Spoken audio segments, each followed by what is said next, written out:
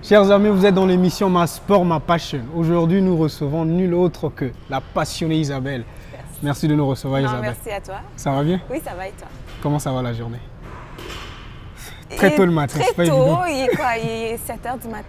7 h, oui, ouais, 7 h du matin. Ouais. Mais je suis habituée. On se lève à 5h30 du matin à tous les jours. Que ce soit dimanche ou lundi, 5h30 du matin, parce que je trouve que la journée est beaucoup plus productive quand tu te lèves tôt. C'est ça. Tu commences tôt et puis là, tu embarques dans ta routine habituelle du matin. Exact. Merveilleux. Merci de nous recevoir, Isabelle. Comme j'ai dit tantôt, dis-moi, les gens te connaissent sur les réseaux sociaux de Isa, right? Isabelle, c'est bien ça? C'est ça. Exactement. Dis-moi, d'où est venue la passion pour toi pour pouvoir t'entraîner? Parce que j'avais, entre autres, regardé, avant de commencer à prendre soin de toi, de décider que moi, aujourd'hui, je décide de prendre soin de moi, de m'entraîner régulièrement. D'où est venue l'idée? Ça a été quoi l'élément déclencheur à ce moment? En fait, il y a beaucoup de gens qui ne le savent pas, mais j'ai commencé l'entraînement quand j'avais 14 ans. J'étais dans un petit groupe pour les adolescents, ceux qui ne savaient pas trop quoi faire, puis ceux qui étaient en bon point. C'était dans un gym proche de chez moi, à Côte-des-Neiges, dans le temps. Ça allait super bien. J'ai beaucoup aimé les coachs qui étaient là-bas. Mais j'ai rencontré, j'étais dans une relation avec une personne que j'ai tout délaissé. J'ai commencé à manger, puis pouf! Next thing you know, tu te réveilles puis tu as 100 livres de plus. Exactement. Ouais. J'exagère, mais c'est vraiment ça. Et puis, je suis partie en Espagne.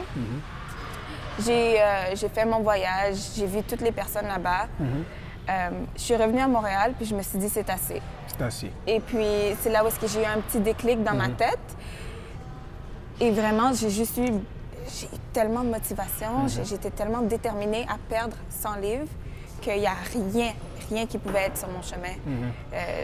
Je pouvais aller au restaurant, j'apportais ma propre nourriture parce que vraiment, j'avais un mindset de perte de poids. Et ça... Parce que j'ai vu que tu as perdu du poids disons, 100 livres en 10 mois. Oui. C'était quoi? C'était quoi le motif? C'est impressionnant. En 10 mois, tu as décidé de perdre 100 livres. Mais avant ça, tu avais combien de livres avant de perdre 100 livres à ce moment-là? Donc, quand j'ai commencé, pas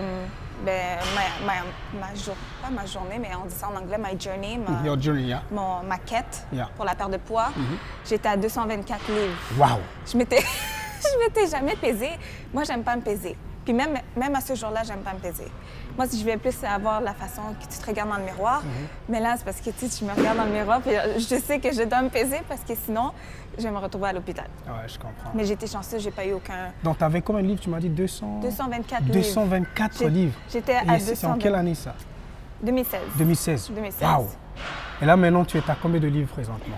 Maintenant, j'étais aux alentours de 130, 135. Merveilleux, donc, ça. à ma perte de poids, le plus bas que j'étais, c'était 124 livres. Parce que, je voulais absolument perdre le 100 livres. Et après ça, c'est là où j'ai commencé à vraiment m'entraîner plus sérieusement, musculation et tout. C'est pour ça que le muscle pèse plus que le gras. C'est pour ça qu'au niveau de la balance, moi, je me stresse pas. Je sais qu'il y a des périodes que, comme maintenant, j'aimerais perdre un petit 5-10 livres. Mais je vais pas me stresser sur ça. J'aime aller au restaurant, j'aime tout ce qui est là. C'est vraiment important d'avoir une bonne balance Une bonne aussi. balance, yeah. Oui. Exactly. But you started like early, right? Training, like as you said, like when you were 14 years old, right?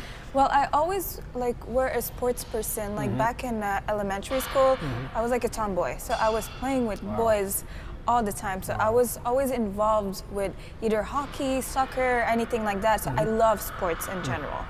It's just, I guess I didn't have the motivation, the dedication to lose weight at that time. I could go 5 hours to the gym and then go back home and eat 5 Big Macs, just as an example. So that's why back then I did have, the gym aspect, but the nutrition aspect was crap. Yeah. It was not good. So then you decided to work on yourself, to train all the time. Et c'est quoi tes habitudes d'entraînement, toi? Quand tu t'entraînes combien de fois par semaine à peu près? Mais là, je m'entraîne avec un nouvel entraîneur. Son nom, c'est Christian Ménard. Et j'avais absolument... C'est un coach pour toi ou l'entraîneur? C'est lui qui te donne des astuces, comment faire pour t'entraîner telle partie du corps ou... Oui, bien en fait, avec lui, c'est pas comme, OK, aujourd'hui, on va faire du bench press. Aujourd'hui, on va faire des squats. C'est vraiment plus comme... aujourd'hui, il n'y a aucun truc qui est pareil Exact. avec lui. Puis c'est ça que j'aime parce que c'est jamais plate.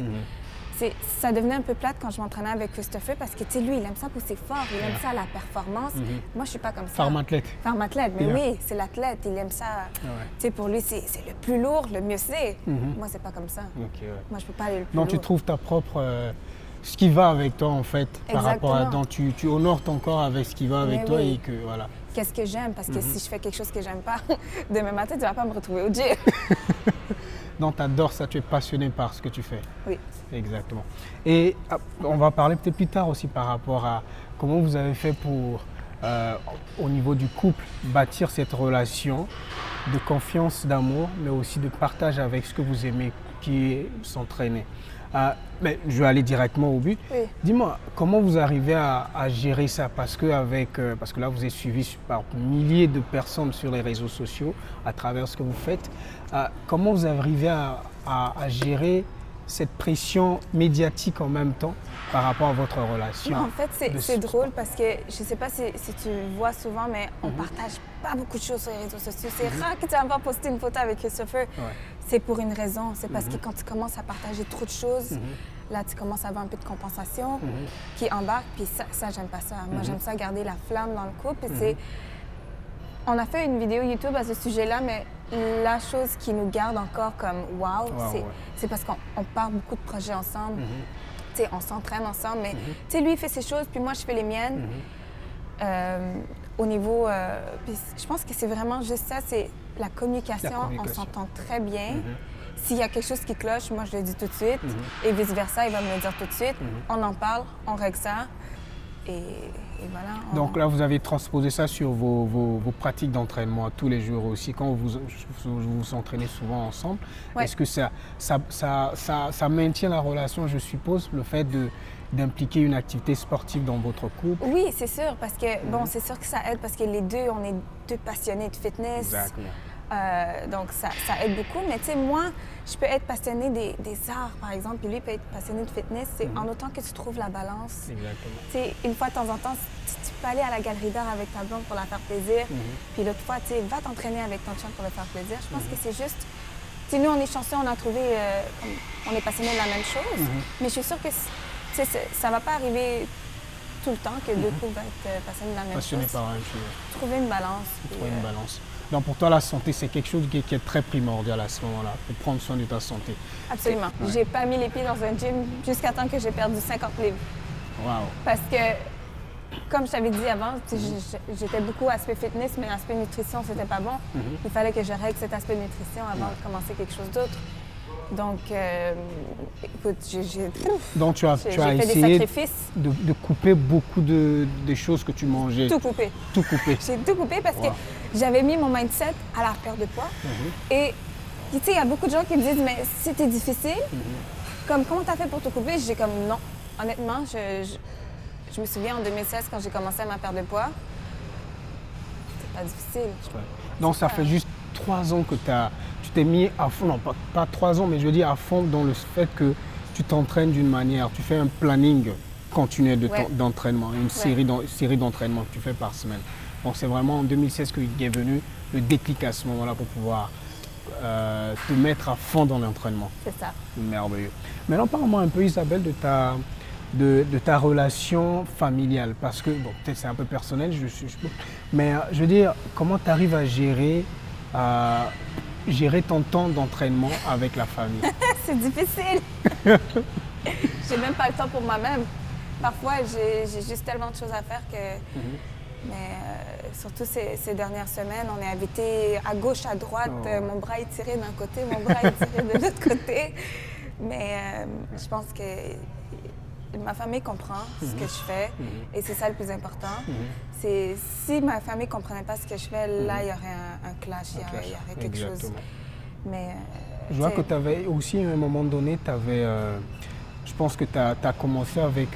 J'avais vu une histoire que tu avais postée et que tu as commencé d'une manière humble, on va dire.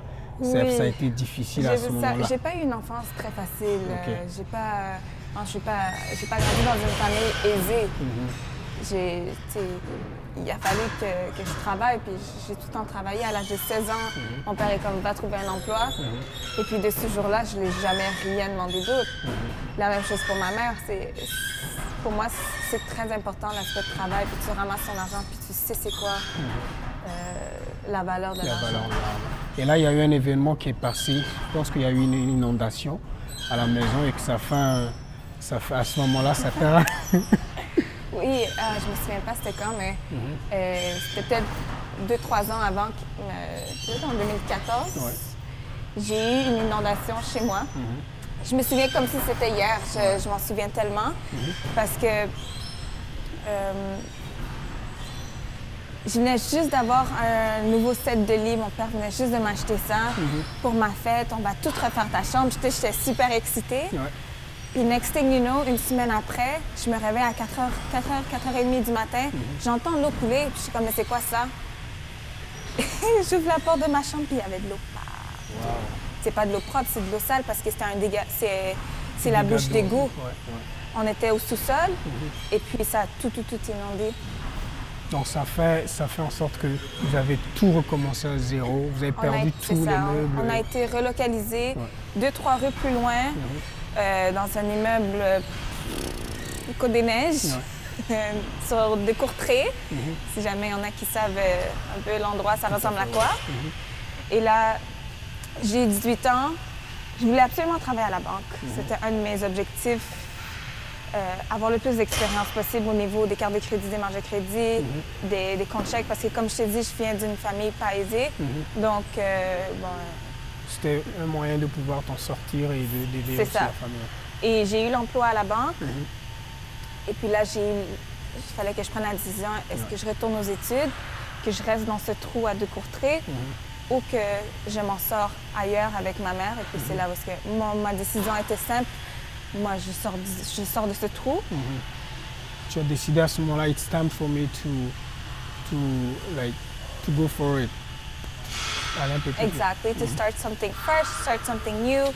My mom, even though we had like experiences in the past where like at a young age I had to, I don't want to go into details that much, but at a young age like I had to like work, not even talking at 16 years old, but before that.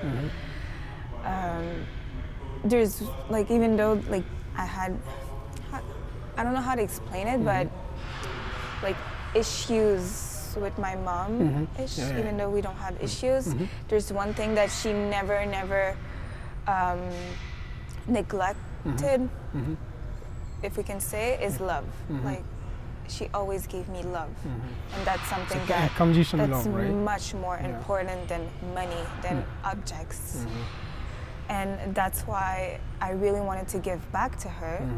So I found a condo, and she was so happy. There's a pool on top, so she can lay and just relax. And she still lives there as of today, so it's good. That's wonderful. So when you did that, and then it changed everything with the family and with your mom and the relationships. Of course, like even my grandmother said, wow, like the place is very, very nice. Like we're not used to seeing seeing you guys in that type of place, because they remember us being in Côte des Neiges and that type of area. So they were very happy. Oh, that's wonderful. Et là, ça fait un changement aussi dans ta perspective de comment faire, non seulement au niveau de ton entraînement, mais aussi comment faire pour pouvoir garder ces valeurs, les valeurs que tu as eues pendant très tôt, de vouloir aider ta mère, d'aider la famille. Et tu as continué ça avec ça dans tes entraînements et aussi avec ta relation amoureuse. C'est ça. C'est excellent, ça. J'adore ça. Et j'ai été invitée à parler sur ça dans le magazine Cosmopolitan, le gros magazine au UK, par rapport à tout ce qui est body dysmorphia. C'est quoi la body dysmorphia? C'est quand tu te regardes dans le miroir, mais t'es belle, là, t'es super belle, mais ça c'est trop gros, ça c'est trop gros, ça c'est pas assez petit, etc. Tu vas avoir tous tes petits défauts. Et ça, c'est quelque chose que je trouvais ça absolument très important de dire, parce que ça va faire bizarre de dire ça, mais quand j'étais 224 livres, je me foutais de ce que les autres pensaient de moi. Je pouvais aller à la plage n'importe quand. mais c'est dans mon processus de perte de poids que j'ai commencé à me Tu as soucier. réalisé, ouais. J'ai commencé à me soucier de mon apparence, mais intense, comme tout le monde me commençait. Ben oui, c'est sûr que tout le monde va commencer à te regarder. Alors là, le miroir, est-ce que ça c'est correct, est-ce que ça c'est correct, est-ce que ça c'est correct? Mais le message que je veux passer, c'est que le nombre de temps que j'ai perdu devant le miroir à juste essayer de dire ah pourquoi j'ai ça, ça vaut pas la peine. Tu sais, t'as juste une vie à vivre, juste vis ta vie. La bonne personne, si jamais tu te soucies parce que tu as peur de ne pas trouver la bonne personne, personne elle va te trouver. Peu importe. Si tu as de la cellulite, si tu as des petits seins ou si tu as un gros ventre, il y a quelqu'un pour tout le monde dans ce monde. Donc, et puis c'est. Donc le message, c'est plus être bien avec soi-même, c'est mais ça? oui. Juste, tu sais, la société, elle va te dire quelque chose, mais. Tu sais, aime-toi. Love yourself first and then. Exact. Yeah. Like appreciate and love yourself. It's super important. And just disregard what other people say. And don't compare yourself to others. Parce que ça Very c'est. important. Ouais. Don't compare yourself to others. C'est très Ça, c'est important. très important, ça. Ouais. Donc, c'est ça qui t'a permis de garder la tête sur les épaules, de rester grounded, right? C'est ça. Mais Because j'ai you don't eu. compare yourself. Yeah. Non, c'est ça. Je me comparais beaucoup au processus de ma perte de poids. Puis éventuellement, je suis partie en République dominicaine pour aller faire ma chirurgie pour l'excès de peau. Et c'est après ça que j'ai fait à quoi ça sert de se comparer avec les autres? À quoi ça sert de passer des heures devant le miroir? Ça sert à rien. Tu fais ta vie, tu fais tes choses. C'est tout. Exactement. Ouais. So live your life and enjoy the process. Exact. Ça, c'est bon. Ça. Merci beaucoup, Isabelle. Ça fait plaisir. Maintenant, pour te rejoindre, c'est les gens qui pour te voir sur les réseaux sociaux. Oui. Voir parce que souvent, tu fais des exercices, tu postes des exercices que tu fais pour que les gens y bénéficient. Pour te rejoindre, comment faire à ce moment-là sur les réseaux sociaux? C'est sur Instagram, à commercial, IISAXXO. Non, ça, c'est un username que ça fait des années que j'ai pris. Ouais. Je sais même pas pourquoi j'ai pris ça, je vais juste pas le changer. Ça reste, ça a fonctionné. Ouais. Il y a des milliers de gens qui te suivent, donc exactement. Et puis la même chose en anglais, donc c'est IISAXXO en Instagram. Yeah. Puis c'est là où est-ce que je poste, que ce soit mes entraînements, mes outfits, les meilleurs restaurants à Montréal. C'est important aussi. Ouais. Il faut s'entraîner, mais il faut aussi manger. Oui. C'est important. C'est ça. La nutrition, Donc, à part Instagram, Facebook, on est Instagram. Facebook, c'est parce que j'ai pas beaucoup de temps en Ok. ce moment de gérer la page But Facebook. Instagram is the best. Mais Instagram, c'est vraiment ma plateforme. Là. Merveilleux. Donc, vous avez compris où rejoindre Isabelle sur Instagram, comme elle vient de mentionner. J'ai eu le plaisir de l'interviewer. Merci beaucoup Ça me fait plaisir. de donner ton temps. Oui. Donc, à bientôt, Isabelle. Oui, à bientôt. Chers amis, vous êtes dans l'émission Ma Sport, Ma Passion. Il faut toujours avoir la passion de ce qu'on fait. C'est très important. L'activité sportive, le sport, c'est la base de tout. Parce que si on fait rien, rien va arriver. À ce moment-là, il faut prendre des petites, comment dirais-je, il faut se lever. Il faut peu importe qu'il pleuve, qu'il neige, qu'il grêle, les intempéries. Il faut prendre soin de sa santé parce que sa santé, c'est la base de tout. Quand on prend soin de sa santé, à ce moment-là, on peut l'extrapoler dans plusieurs domaines de nos vies respectives. Ça peut être la famille, ça peut être le travail, ça peut être autre. Et donc, le message, c'est très important. Prendre soin de soi, c'est le message le plus ultime. Merci, vous êtes dans l'émission Ma Sport, Ma Passion.